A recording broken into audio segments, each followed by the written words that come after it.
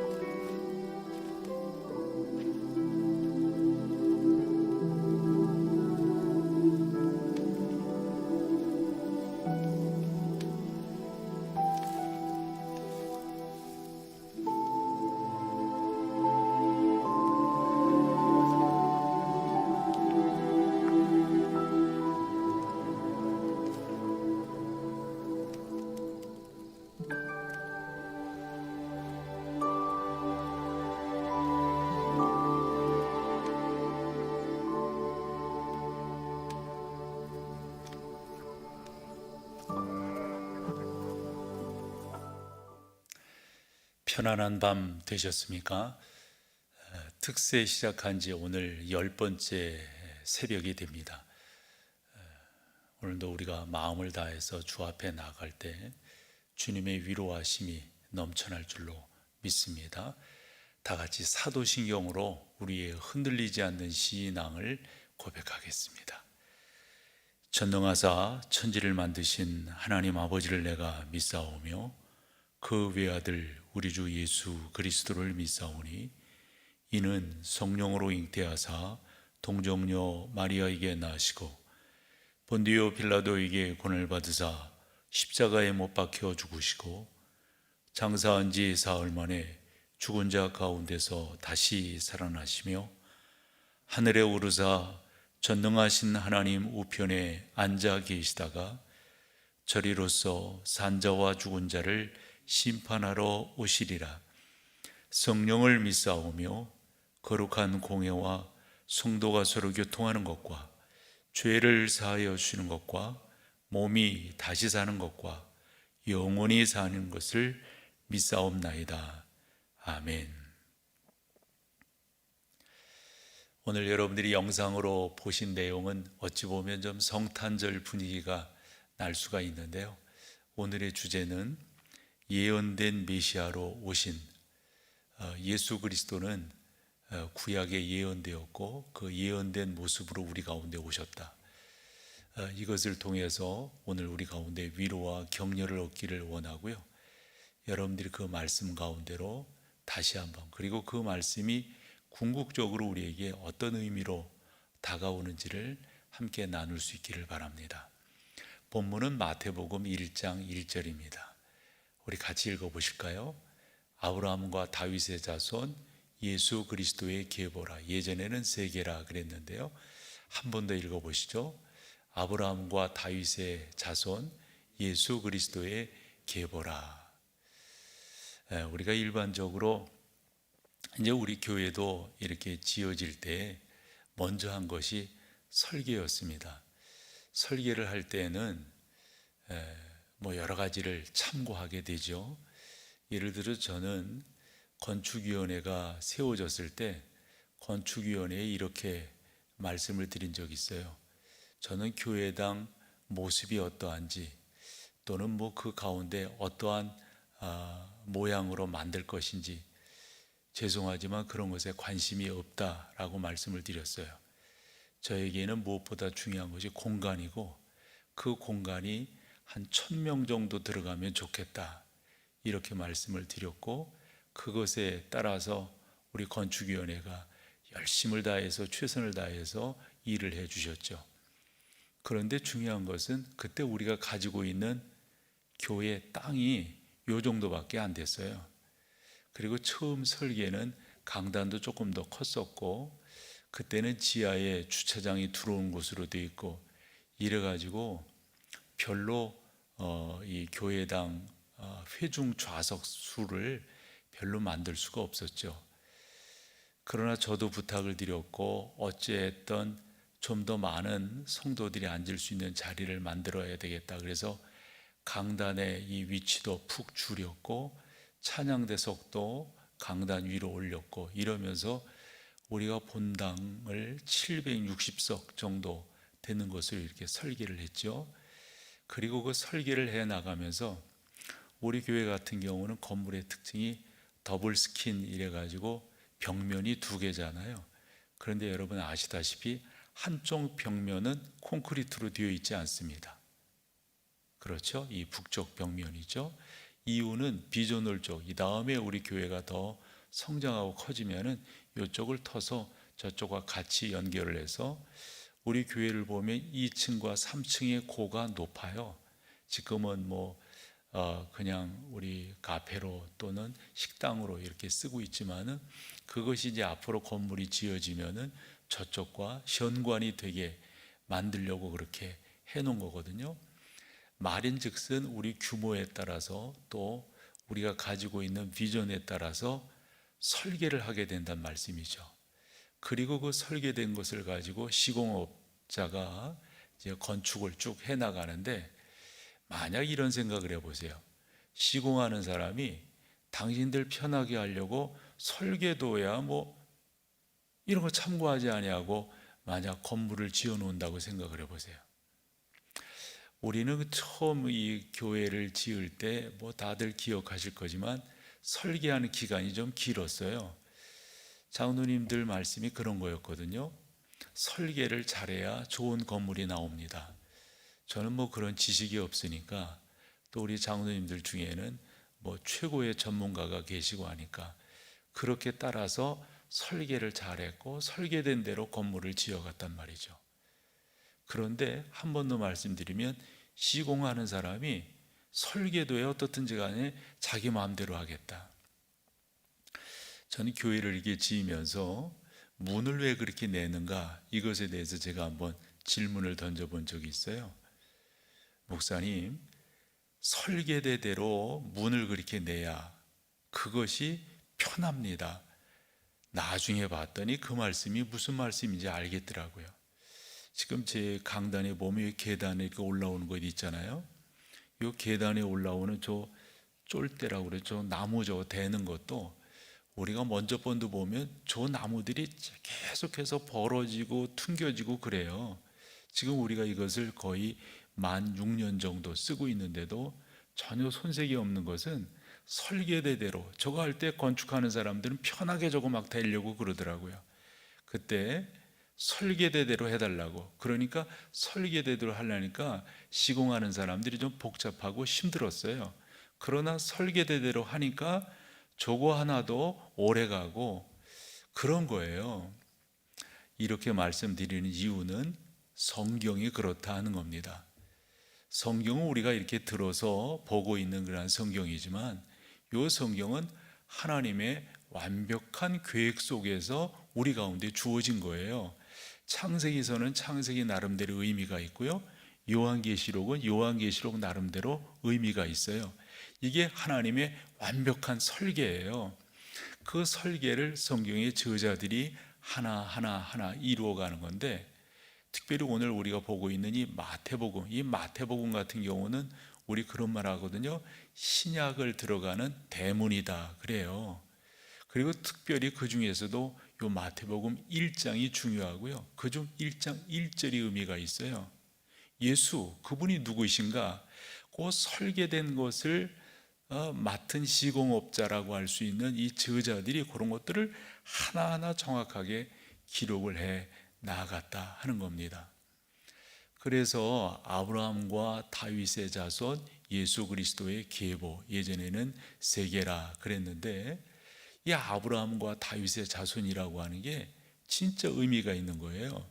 이것은 그저 예수님이 그저 어디에서 하늘에서 뚝 떨어진 것이 아니고, 예수 그리스도 그분이 이게 있잖아요. 아브라함의 그 훌륭한 믿음, 그리고 이 다윗의 자손이라고 하는 것도 이게 참 의미가 있는데, 우리가 사무엘하 7장에 가보면 하나님께서 다윗이 성전을 지으려고 할 때 얼마나 충성스러운 사람이었습니까? 그런데 내가 하지 말고 내 아들 대해서 해라 말씀하시면서 이렇게 다윗에게 하시잖아요. 내가 나의 집을 지으려고 하는데 그게 아니라 되레 내가 너의 집을 짓겠다. 여기서 집이라고 하는 것은 왕궁이 아니죠. 그의 계보죠. 그래서 사실 이제 예수님이 태어나셔서 활동하실 그 즈음에 사람들의 마음속에는 우리가 흔히 메시아 대망론 이러죠. 그런 것으로 꽉 차 있었는데, 그 당시에 사람들은 메시아 대망론을 다른 식으로 표현하기를 즐겨했어요. 좋아했어요. 그 말이 뭐냐면 다윗의 자손으로 오시는 이여, 요 말이에요. 메시아가 그냥 메시아가 아니고 그리스도가 아니라 다윗의 자손이라고 하는 표현, 왜 그런 표현을 했는가 곰곰이 생각을 해보면 좀 더 사실적으로 그 당시 사람들이 느끼고 싶었던 거예요. 예를 들어서 바디메오, 소경 바디메오죠. 이분이 마태, 마가, 누가복음에 다 기록되어 있는데, 이 바디메오 같은 경우도 뭐라고 말합니까? 그 표현하는 그 표현들을 보면 다 한결같이 다윗의 자손으로 오시는 예수에 대해서 설명하고 있는 것을 볼 수가 있습니다. 어쨌건 여러분들에게 말씀드리고 싶은 것은 성경이라고 하는 게 그냥 된 것이 아니라 하나님의 설계 가운데 성경 저자들, 저는 그것을 시공업자라고 생각해 건축하는 분들로 이렇게 생각을 하는데, 그런 분들을 통해서 하나님께서 하나하나, 그리고 시공하시는 그분들은 그냥 자기 마음대로 한 것이 아니라 설계대대로 이 성경들을 하나하나 잘 기록을 해 나갔다 하는 겁니다. 저는 특별히 이 마태라고 하는 사람도 이 성경 저자의 반열에, 특별히 신약 성경 중 제일 첫 번째 성경에 들어가게 되는 영광을 얻게 되는데, 여러분 기억되세요? 마태는 뭐 하는 사람이었습니까? 우리가 흔히 알고 있습니다. 세리 마태라고 합니다. 저는 여기에서 하나 좀 짚고 넘어가고 싶어서 그러는데, 하나님께서 쓰시는 사람들을 가만히 보면 그냥 엉뚱한 사람 데려다가 쓰시는 경우가 없으세요. 여러분 꼭 기억하셨으면 해요. 하나님께서 역사하시고 하나님이 사용하시고 하나님이 쓰시는 사람들을 보면 다 한결같은 공통점이 있는데 열정이 있다는 거예요. 그러면 마태 무슨 열정이 있었어요? 그래서 성경 그 내용을 좀 하나 읽어보기를 원합니다. 마태복음 9장 9절입니다. 이거 한번 보여줘 보세요. 같이 한번 읽어보실래요? 예수께서 그곳을 떠나 지나가시다가 마태라는 사람이 어디에 앉은 거죠? 세관에 앉은. 그러면 이 직업이 뭐라는 거예요? 세리라는 말이에요. 앉아있는 것을 보시고 이르시되 나를 따르라 하시니 일어나.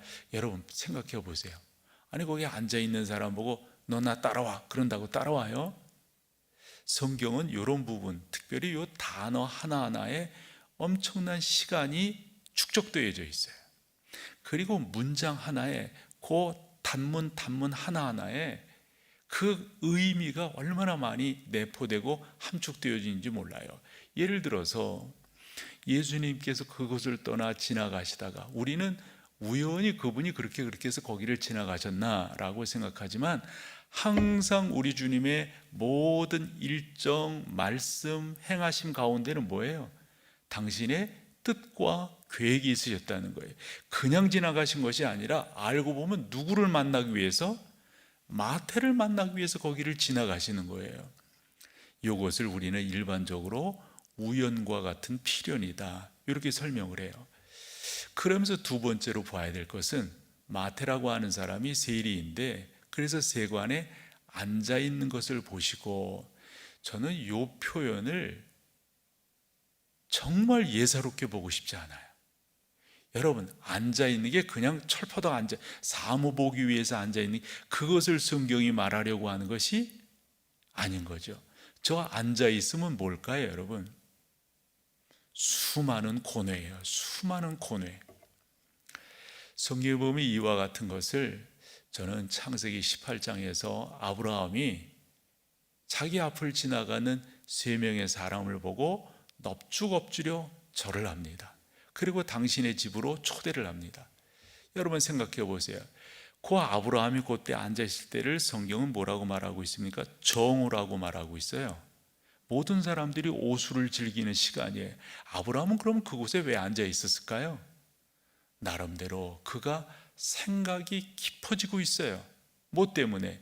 19장을 보면, 그리고 또 앞쪽을 보면 소돔과 고모라에 들어가 있는 조카 롯 때문에.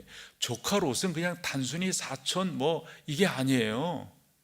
조카 롯은 적어도 아브라함에게 있어서는 자식이에요. 자식이에요. 그가 그렇게 가 있는 모습이 아브라함에게는 너무도 마음이 쓰였던 거죠. 내가 이쪽을 택하면 나는 이쪽을 택하고, 내가 우를 택하면 나는 좌를 택하겠다. 이래서 갔는데 그 당시 롯이 바라봤던 시각은 뭐였어요? 시각은, 그가 바라봤던 시각은 너무도 세상적인 것이었어요.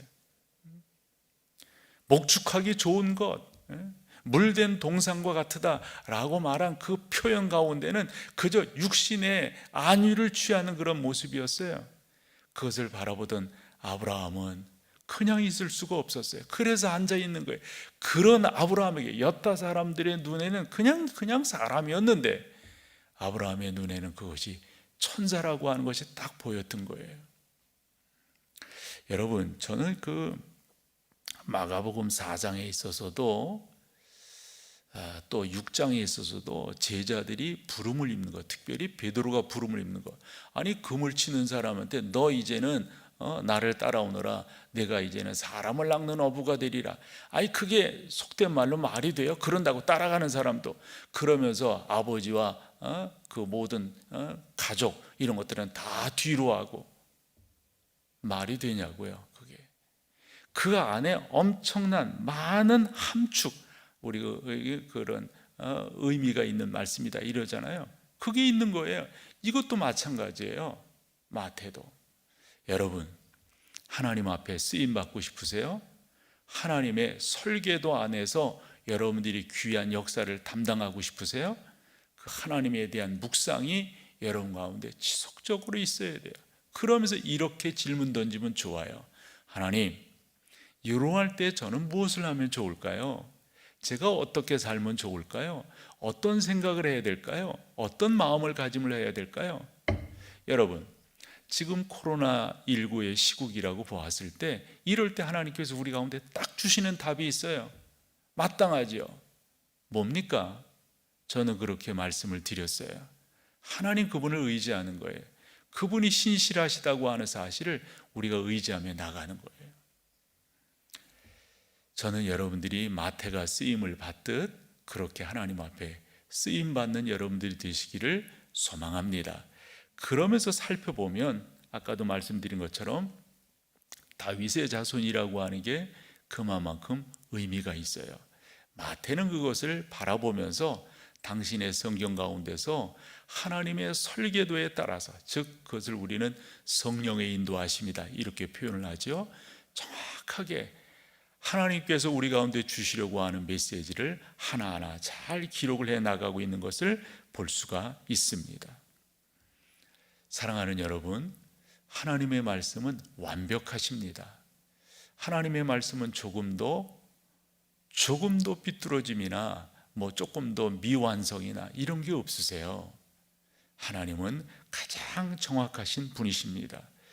그것을 우리가 이 마태복음을 통해서 알 수 있는 게 뭐냐면 마리아와 요셉과 마리아, 사실 어디 사람이에요? 어디 사람? 이 마리아와 요셉, 이 사람은 나사렛 사람이잖아요. 그 나사렛. 그런데 성경은 예수 그리스도가 어디에서 태어날 거라고 말씀합니까? 미가서 5장 같은 경우를 보면 베들레헴에서. 그래서 이 베들레헴, 너는 작을지라도 뭐라고 말하고 있어요? 우리 한번 읽어봐봐요. 미가서 5장 2절입니다. 같이 읽어보죠. 시작. 베들레헴 에브라다야, 너는 유다 족속 중에 작을지라도 이스라엘을 다스릴 자가 내게서 내게로 나올 것이라. 그의 근본은 상고의 영혼에 있느니라. 그렇죠? 여러분, 나사렛에 살고 있었던 그 요셉과 마리아가 그곳에 사실 만삭이었잖아요. 만삭이었어요. 그런 이 두 사람이 어떻게 베들레헴까지 가게 되는 거예요? 베들레헴에서 출생을 해야 성경이 이루어지는 거거든요. 그런데 세상의 역사가 이것을 돕는 거예요.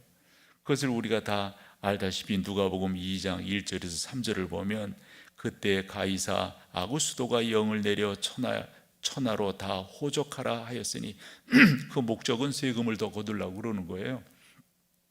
그리고 우리가 인두세다 이런 말 하죠. 머리수대로. 그런 거 알기 위해서 이제 고향에서 호적을 해라. 이 호적은 구레네과 수리아 총독이 뒤었을 때 처음 한 것이라. 모든 사람이 호적하러 각각 고향으로 어찌했다? 돌아가며. 아니, 여러분 생각해 보세요. 출산할 날이 얼마 안 있어요. 만삭이에요. 그 어떻게 가요? 한번 그 지도 한번 보여줄 수 있어요? 이 나사렛에서 베들레헴까지 그 가는 거리가 그게 그렇게 이제 지금이야 보면 얼마 안 되지만 그 당시는 아까 타고 가는 게 낙타 타고 나귀 타고 이렇게 가는데 모르겠어요. 그렇게 갔는지 잘 몰라도 저도 그 베들레헴을 가보니까 베들레헴이 산중에 있더라고요. 아마 그 날맹이 그 언덕 올라가려면 꽤나 힘들었을 거예요. 그러니까 여러분, 모든 것이 합력하여 선을 이루신다고 전능하신 하나님께서 그와 같은 일들을, 저는 그래서 이런 말씀들을 이렇게 보면서 또 이 아침에 여러분들과 상고하면서 저는 분명하다고 믿습니다. 그것은 다름이 아니라 하나님께서 우리가 감지하지 못한다 할지라도 그분이 선하게 이끌어가고 계시다고 하는 사실, 여러분 절대적으로 우리 하나님이 여러분들을 이렇게 표현해도 될까요? 실망시키지 않으실 거예요.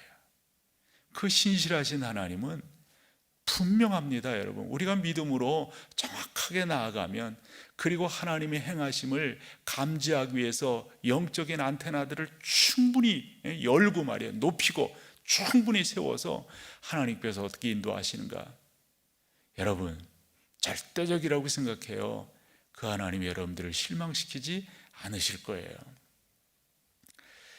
그 맥스 루케이도라고 하는 이분은 지금 텍사스 샌 안토니오에서 목회를 하시는 분인데 참 좋은 분이에요. 이분의 책이 우리나라에도 많이 소개가 되었는데 어느 날인가 이분이 애틀란타의 한 교회에 설교하기 위해서 비행기를 타고 갈 그런 때였대요. 그러니까 대개 이제 비행기 타고 그러면 이제 뜨고 내리고 또 기압도 있고 그러니까 뭐 하기가 좀 그래요.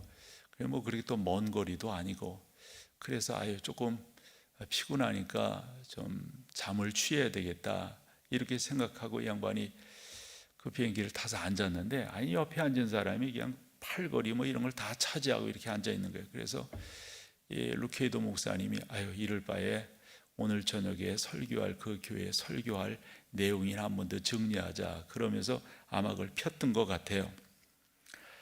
그랬더니 그 옆에 그렇게 그냥 너저분하게 앉아 있던 그 사람이 이 루케이도 목사님이 성경을 펴고 그 설교할 내용을 이렇게 정리하는 모습을 보면서 이렇게 말을 했답니다. 여보시오, 성경을 펴놓고 무슨 공부를 하시오? 그러면서 이 양반이 아주 부정적인 이야기를 하는 거예요. 지금 교회는 없어지고 있어요. 타락해 가고 있어요. 지금 뭐 미국의 교회 다 중병에 걸렸어요. 이런 식의 이야기를 하는 거예요. 이 루케이도 목사님이 나중에 알게 되었는데 이분이 바로 목사였다라는 거였습니다. 그러면서 그 사람이 계속해서 말을 했대요. 오늘날 그리스도인들은 잠들어 있고 기도하지 않고 사랑하지도 않고 될 대로 되라 하는 시기인데 뭐 그런 사람들을 어떻게 깨우려고 한단 말입니까? 아니 이걸 여느 사람이 이야기한다면 그래도 근데 목사잖아요. 그러면서 이 루케이도 목사님이 하는 말이 당신한테 그렇게 부정적인 이야기라는 그 이야기가 마치 강단에서 설교하는 설교조로 막 그렇게 이야기를 하더래요. 그 이야기를 들으면서 이 루케이도 목사님이 얼굴이 빨개졌다는 거죠. 교회라고 하는 게 게다가 목사라는 사람이 저렇게 말을 하는 게 일리가 있고 저도 충분히 그 정서를 이해할 수 있다고 생각합니다. 근데 그렇게 들은 이야기가 며칠간 이 루케이도 목사님 가운데서 재생산되는 거. 교회는 이렇게 되지, 교회는 그렇지, 작금의 교회는 이렇지. 저도 이번 주 그 전해진 우리 교단에서 나오는 기독신문이죠. 그 기독신문 이제 총회가 얼마 안 있으니까 뭐 총회에 대한 이야기들 뭐 별 이야기들 다 나와요.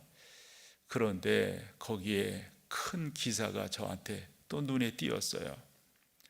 이번 코로나19를 이렇게 지내면서 한국 교회의 신뢰도가 그 어느 때보다도 땅에 떨어지고 있다. 저는 그런 얘기예요. 좀 더 큰 그림에서 볼 줄 알아야지. 뭐 어느 교회라고 말하고 싶지만은 그 목사 말하고 싶지만은 좀 더 큰 그림에서 한국 교회를 볼 수 있어야지. 이 루케이도 목사도 아마 그런 것 같아요. 이 미국이라고 하는 좀 더 교회들이 이런 부분들을 좀 더 잘 감당하면 좋으련만 그런데 그렇게 생각하는 가운데서 당신 가운데 이 루케이도 목사님 마음 가운데서 이런 생각이 떠올랐다는 거예요. 하나님의 신실하심은 그분 자녀들의 신실함에 달려있지 않습니다. 하나님의 신실하심은 하나님의 자녀들이 어떻게 살고 어떻게 행동하는데 그 하나님의 신실하심이 왔다 갔다 하는 것이 아니라 변화되는 것이 아니라 그 하나님의 신실하심의 순도가 달라지는 것이 아니라 하나님은 언제나 신실하십니다. 하나님의 사람들의 연약함에도 불구하고 하나님의 사람들의 그 나약함에도 불구하고 지금 우리의 형편으로 본다면 하나님의 교회의 신뢰도가 그렇잖아요. 맘카페라는 게 있다면서요? 어느 교회에서 예배하고 그러면 그런 맘카페에서 거기에 또 공격을 한다면서요? 사실 우리 교회도 그러지 않았었나요? 이럴 때 우리가 해야 될 것이 있다면 하나님의 신실하심을 바라보고, 그 하나님은 완벽한 설계자이십니다. 완벽한 설계자, 그 설계도들을 잘 이루어갔던 성경의 저자들, 그 중에 마태를 오늘 우리가 보았어요. 여러분, 우리 또한 하나님의 설계를 좇아서 신실하게 그 하나님의 설계도들을 완성해가. 예를 들어 저에게는 저를 향한 하나님의 설계도가 계시잖아요. 그 설계도가 이랬다 저랬다 하겠어요. 이거 바꿨다가 저거 바꿨다가 시공하다가 아니야 그거 잘못된 설계야 그러니까 이렇게 저렇게 이렇게 하시겠어요? 전능하신 하나님은 그런 하나님이 아니신 줄로 믿습니다. 우리가 신실한 하나님, 역발상이지만 저는 하나님을 더더욱 기대하면서 이번 코로나19 사태 속에서 하나님이 우리를 향하여 좀 더 좁혀본다면, 우리 교회를 향하여 좀 더 좁혀본다면 저를 향해서 우리 하나님 어떻게 역사하실까 기대감이 적지 않아요. 크다고 말씀드리면 너무 과하지만 기대가 돼요. 이게 어떻게 인도하실까? 많이 모이고 적게 모이고 크고 적고를 떠나서 하나님의 신실하심이 우리를 통해서 어떻게 나타나실까? 이거 바라보고 싶어요. 그거 경험하고 그거 고백하고 그것을 통해서 우리 하나님 앞에 아멘, 할렐루야 영광 올려드리고 싶어요. 사랑하는 여러분, 여러분 가운데도 분명히 하나님의 역사하심이 그렇게 나타날 것입니다. 그 하나님을 바라보십시오. 그 하나님을 선한 인도하심을 여러분들이 잘 이렇게 수용하시면서 나아가십시오. 제가 어제 제 아내에게 그렇게 질문을 했어요. 당신 요즘 새벽 예배 교회 못 나오고 이렇게 집에서 영상으로 이제 혼자 하죠. 저는 이제 교회 나와 있으니까 오늘도 혼자 하겠죠. 그래서 제가 물어봤어요. 어떠냐고. 그렇게 물어본 이유는 지금 농담 삼아서 했던 거였어요. 편하고 좋지 이런 이야기로 하려고 했던 거예요. 그랬더니 그냥 퉁명스럽게 편하긴 편하다고. 아마 여러분들도 교회 나오려면 또 여자들은 또 챙기고 남자들과 좀 다르잖아요. 좀 해야 되고. 그러면서 그 다음 말이 저에게 의미가 있었어요. 그런데 기도를 마음껏 못하니까 영적으로 너무 갈급하다고. 어떠세요 여러분? 여러분 가운데도 그러세요? 영적인 갈급함이 여러분 가운데 있으세요? 저는 너무 좋은 거라고 생각해요. 그래야 됩니다. 그래야. 우리는 얼굴을 봐야 되고요. 공동체로 모여야 되고요. 그리고 함께 하나님을 찬양하고 기도하고 예배하면서 아멘하고 그래야 돼요. 이게 뭐냐고요? 이게 코로나19라고 하는 이 바이러스가 우리를 이렇게 상황적으로 만들었지만 가끔 이렇게 되어지는 데는 몇몇 교회라고 그렇게만 이야기하지 말고 교회적인 책임도 적지 않아요. 그러면서 주저앉지 말고 신실하신 하나님, 우리의 순도에 상관없이 그 하나님의 역사는 신실하게 나타나니까요. 그렇게 바라보며 승리하는 여러분 되시기를 축원합니다. 같이 찬양하며 나가겠습니다. 주를 완전하십니다. 우리 함께 찬양합니다.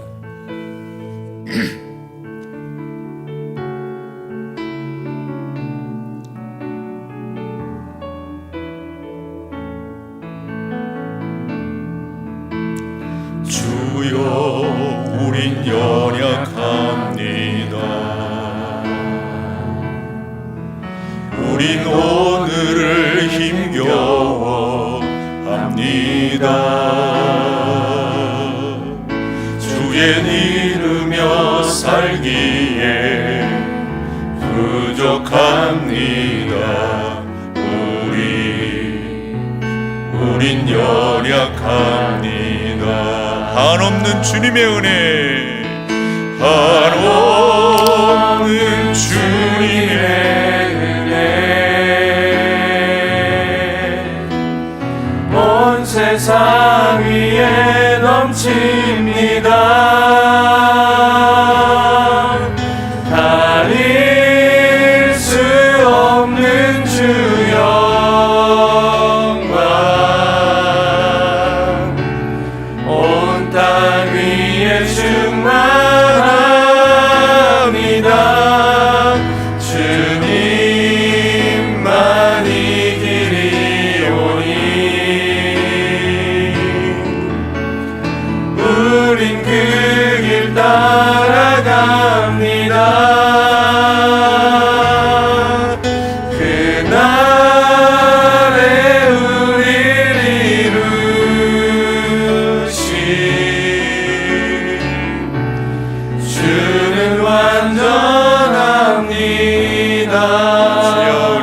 넘어집니다.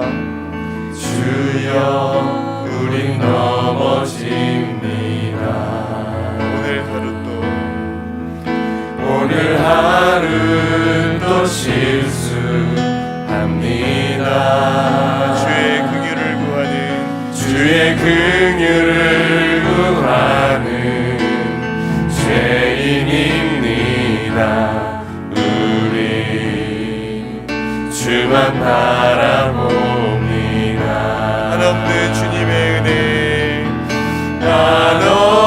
한없는 주님의 은혜, 온 세상 위에 넘칩니다. 가릴 수 없는 주 영광,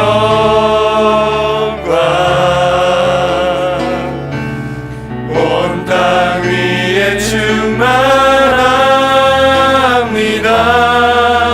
주님만 이기리오니. 우린 그 길 따라갑니다. 우린 그 길 따라갑니다.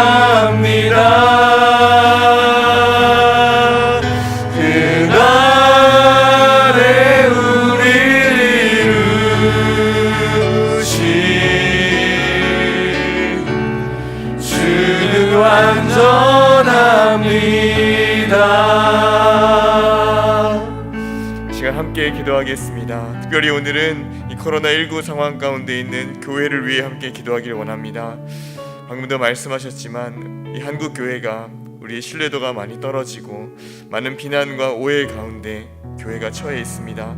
하나님, 이 땅의 한국 교회를, 이 땅의 교회들을 이 모든 환난에서 지키시고 건지시어 하나님 구원하여 주옵소서. 이 땅의 교회들이 다시 한번 세상의 빛과 소금 역할을 잘 감당하며 또 신뢰도를 회복하고 하나님의 영광을 나타낼 수 있는 그러한 교회가 되게 하여 주옵소서.